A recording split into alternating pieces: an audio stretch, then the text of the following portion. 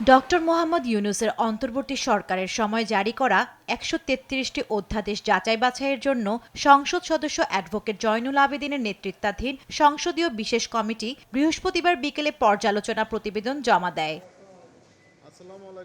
এতে ১৩৩টি অধ্যাদেশের মধ্যে ৯৮টি হুবহু উত্থাপন করা হয়েছে, ১৫টি সংশোধিত আকারে এবং ১৬টি পরবর্তীতে যাচাই বাছাইয়ের জন্য রাখা হয়েছে। ৪টি অধ্যাদেশ এখনই বাতিলের সুপারিশ করে কমিটি। ভিগো ওয়্যার গার্ড প্রয়োজন মতো বাঁকানো যায়, অধিক চাপেও ভাঙে না। ভিগো। বাতিল হওয়া ৪টি অধ্যাদেশ হল জাতীয় সংসদ সচিবালয় অধ্যাদেশ, সুপ্রিম কোর্টের বিচারক নিয়োগ অধ্যাদেশ, সুপ্রিম কোর্ট সচিবালয় অধ্যাদেশ এবং সুপ্রিম কোর্ট সচিবালয় সংশোধন অধ্যাদেশ।